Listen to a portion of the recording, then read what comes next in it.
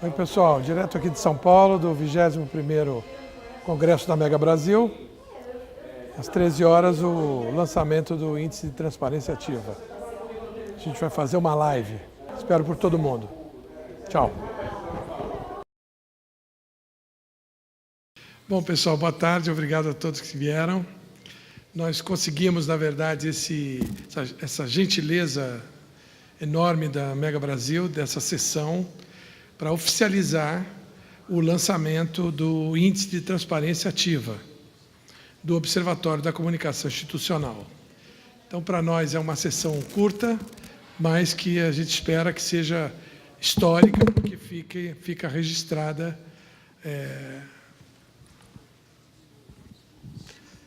nos anais do evento, né? Então, para iniciar, eu gostaria de chamar aqui à frente o Ronaldo Rotter, que é o nosso conselheiro para internacionalização do Observatório da Comunicação Institucional.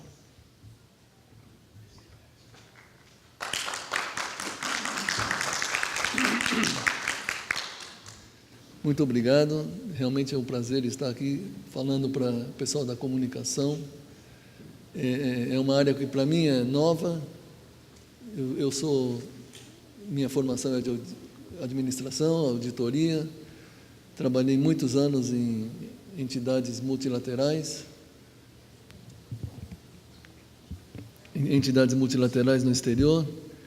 E conheci o professor, doutor Marcondes, e no projeto dele, muito interessante, e no qual fizemos projetos pilotos.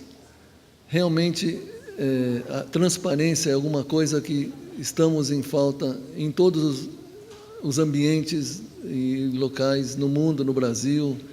Existe a falta de segundo o professor Marcondes, é uma falta de comunicação. Na realidade, nós não sabemos coisas que acontecem em empresas, como investidores, como taxpayers, como contribuintes ao país, não sabemos aonde foi o nosso dinheiro.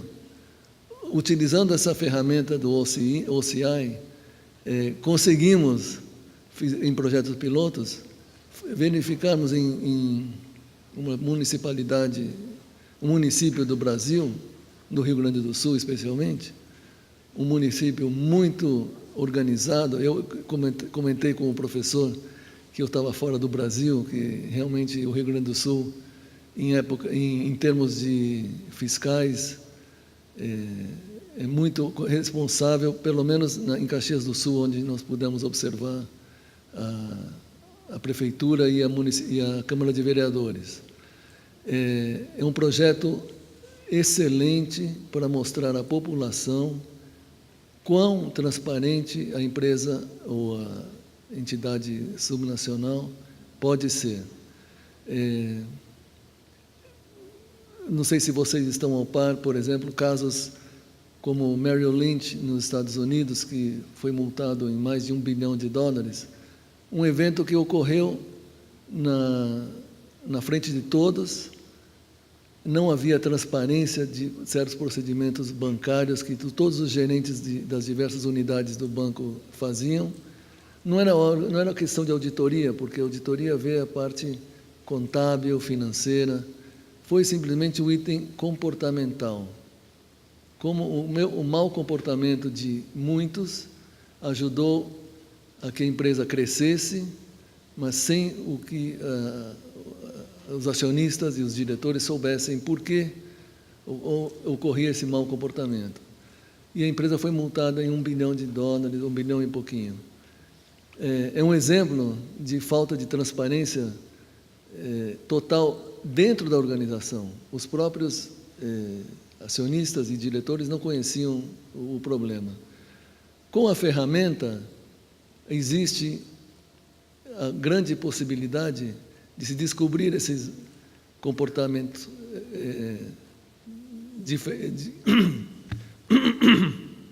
comportamentos não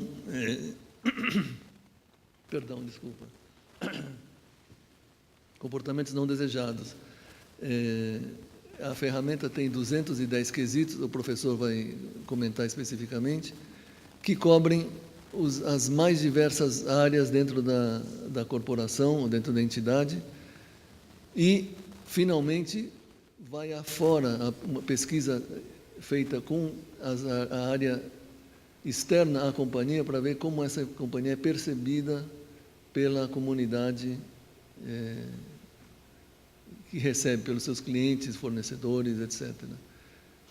Eu achei que nós temos na frente um produto que não existe no mercado mundial, que deve ser um exemplo que pode ser utilizado para entidades estrangeiras, que certamente causará um impacto quando puder ser bem mais distribuído e ser comercializado.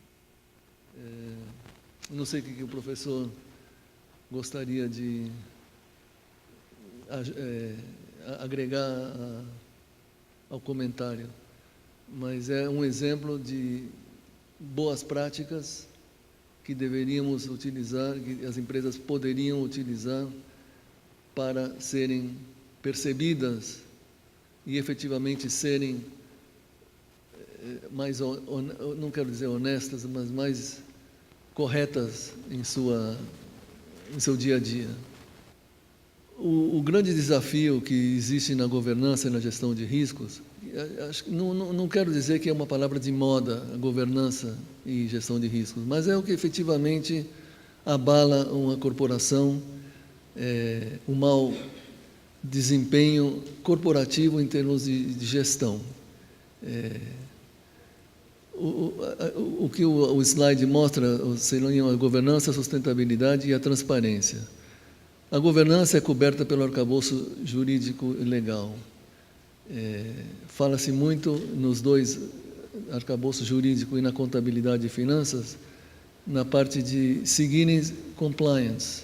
Existe uma série de regras e eu sigo essas regras e alguém vem e coloca um selo de confiança, I comply, a firma está em compliance com as regras estabelecidas.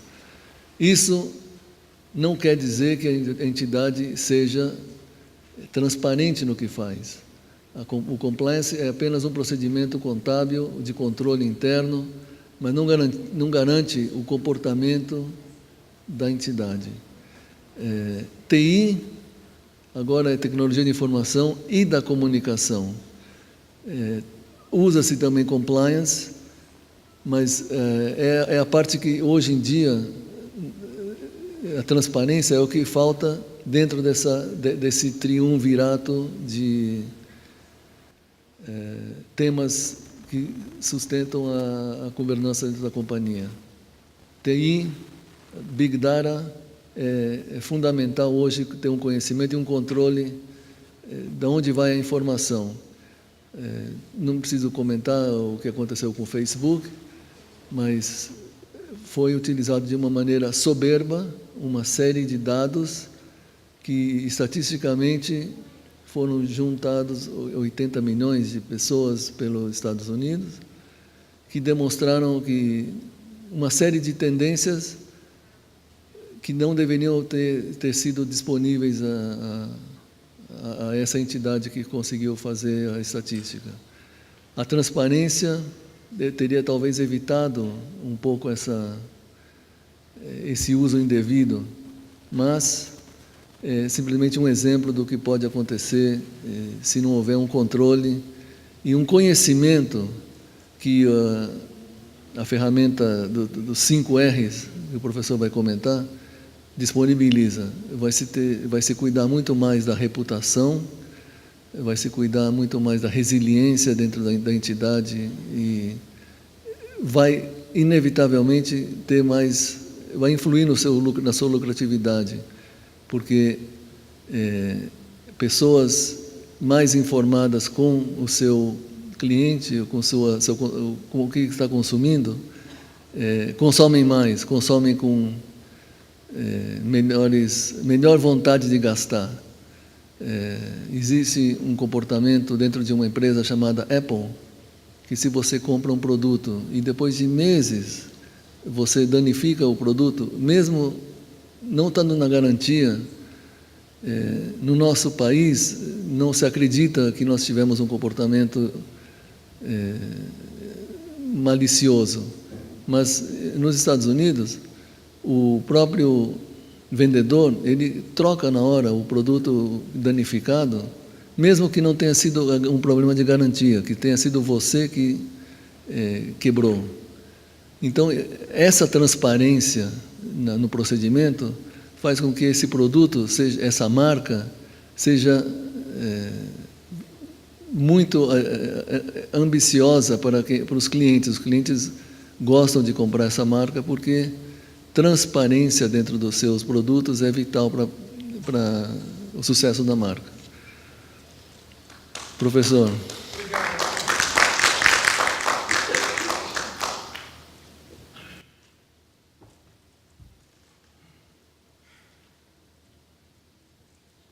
Travou aí? Bom, agradecer ao Ronaldo. É importante que uma pessoa como o Ronaldo, que tem uma formação financeira, administrativa e contábil, permita-se interagir conosco, tratando da comunicação, que sempre foi uma questão periférica nas empresas, na governança. Então, eu já vou entrar direto na questão da ferramenta, que é o cerne do nosso lançamento aqui, né?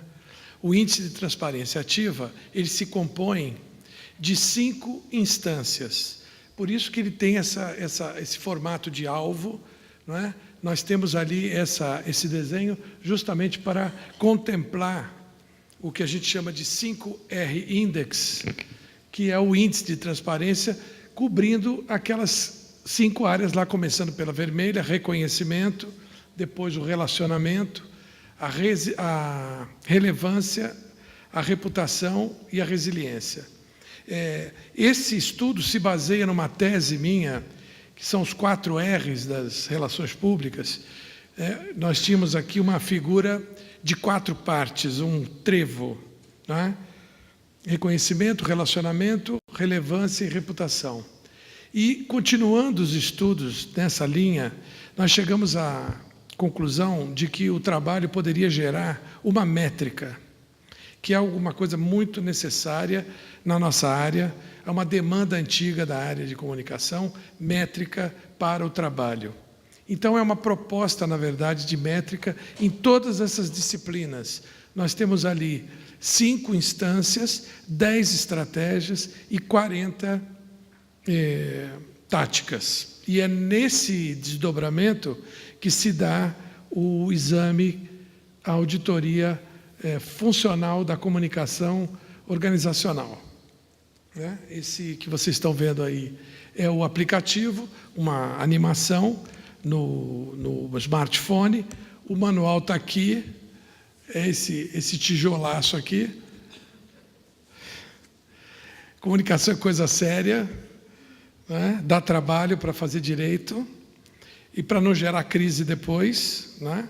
Nós vimos aí a crise do Temer, com esse 20 anos para trás, né? Como é que se brinca com comunicação, como é que se faz mal comunicação com o nosso dinheiro,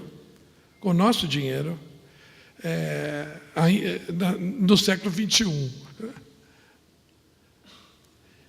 Então, o auditor, a pessoa que vai fazer a auditoria funcional da comunicação, ele vai ter um aplicativo instalado no seu smartphone, vai fazer uma validação. Essas pessoas que farão isso serão credenciadas para usar o sistema que está em nuvem. Esse manual aqui está todo na nuvem, né? E vai, por exemplo, aí no caso dessa tela, um auditor tem vários clientes. Vocês estão vendo ali, organização bancária, organização comércio, organização indústria. Quer dizer, o mesmo auditor pode estar tratando de auditar várias organizações ao longo do seu trabalho. E ali ele tem um status do momento desses trabalhos. Os trabalhos estão em andamento e ele está trabalhando neles. Aqui está pegando um desses clientes, quer dizer, uma daquelas empresas que estava ali na outra tela é a empresa que aparece aí e que já está avaliada quase 100% em reconhecimento, quase 100% em relacionamento e mais ainda faltando fazer uns procedimentos de relevância, reputação e resiliência. Então, aqui, por exemplo, um quesito dentro de reconhecimento, identidade corporativa. Os outros 3, né, são branding, imagem de marca e propaganda institucional. Então, isso aí compõe o reconhecimento. E nós pegamos aqui, para fazer essa simulação, um dos quesitos de identidade corporativa, que é a frota. Né? Então, no manual você vai ter cada um desses quesitos. Então, por exemplo, a frota, vou dar um exemplo aqui para vocês. Frota nova, identificada uniformemente. E isso é importante para a comunicação. Então, atende integralmente. Frota mista, em termos de idade, conservação, com identificação uniforme. Atende em grande parte. Frota mista, em termos de idade e conservação, mas com identificação mista, ou seja, tem marca nova, marca antiga, marca que não está bem aplicada, então já atende em parte, ganhou aí uma nota pela metade, 50 pontos. Atende em pequena parte, frota defasada, frota mal identificada, que depõe contra a empresa, do ponto de vista de comunicação. Nós temos uma colaboradora no Observatório da Comunicação Institucional, que é a Isabela Pimentel, e a coluna dela chama Tudo Comunica. Então, como tudo comunica, tudo tem potencial de causar estrago, de causar crise, de tirar pontos da sua visão diante do seu cliente, diante da comunidade, diante do governo. Então, a proposta que nós fazemos é de que a comunicação se alie à gestão, à área financeira e à área de direito, para que respondam na governança pela imagem pública. Então, isso aqui foi um quesito de 210 quesitos. Depois, então, ele tem ali a tela avaliando. Ele pode mudar a nota, porque ele fez um exame. A auditoria, como é que ela acontece? Observação em loco, entrevista com pessoas e análise documental. É como funciona uma auditoria financeira. Então, ao longo da auditoria, ele pode mudar a nota. Só que quando ele apertar aquele botãozinho verde lá, ele terminou a avaliação. Então, pergunta ali, consolidar. Confirma? Confirmou. Aí, terminada a auditoria, o algoritmo vai fazer um cálculo de todas as instâncias e, se ele tiver uma pontuação entre 90 e 100 pontos, ele é considerado, a empresa, uma organização transparente. E aí o Observatório da Comunicação Institucional emite o certificado de organização transparente. Então, quer dizer, pessoal, a nossa proposta é ambiciosa porque pretende-se lançar uma métrica e uma norma.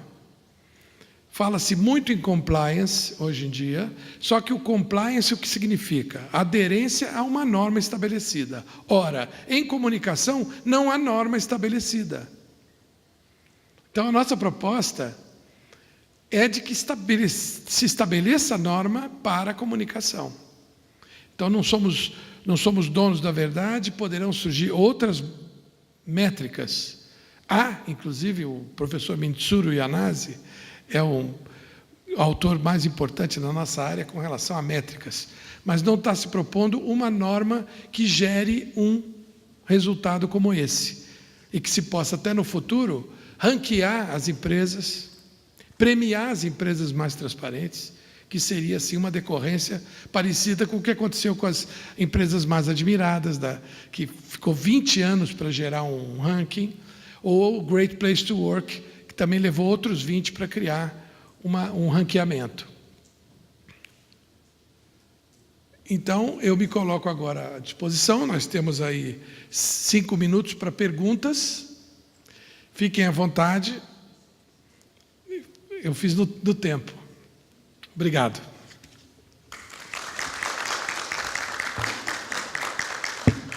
E nós estamos no anuário.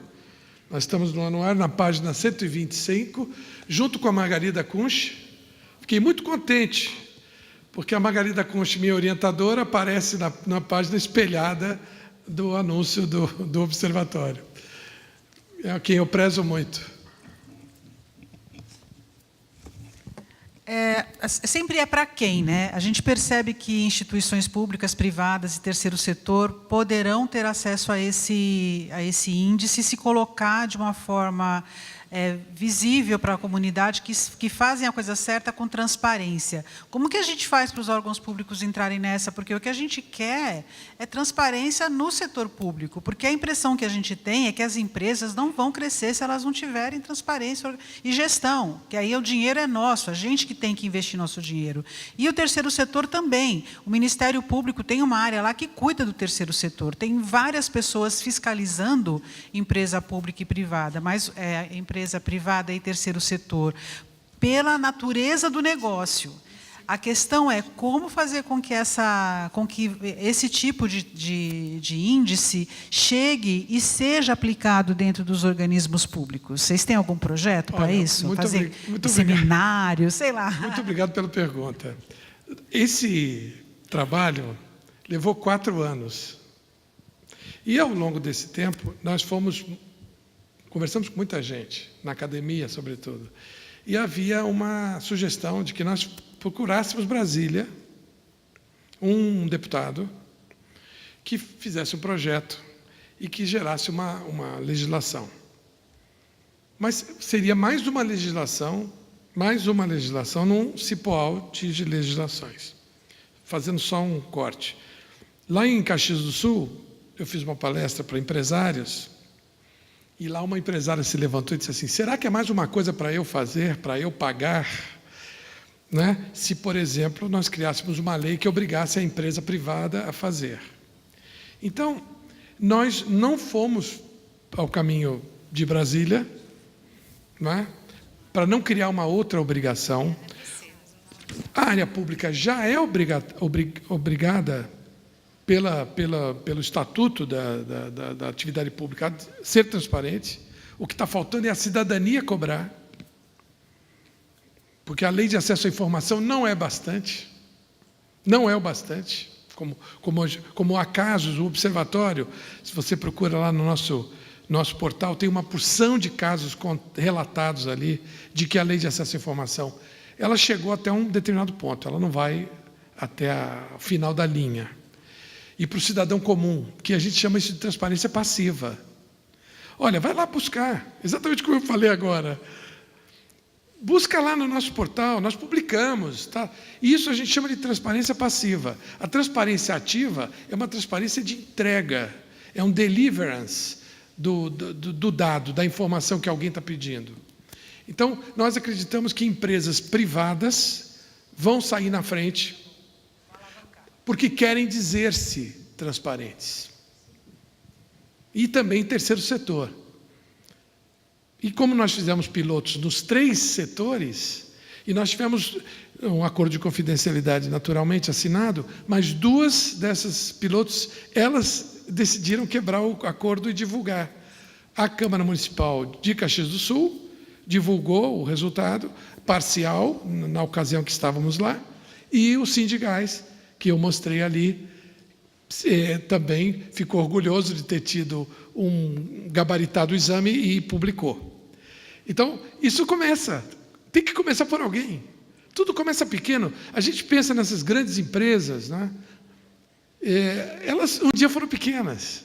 Então, o Observatório já está no seu 6º ano, nós estamos muito animados com a perspectiva de colaborar, de contribuir para esse aprimoramento da governança. Mais alguma pergunta?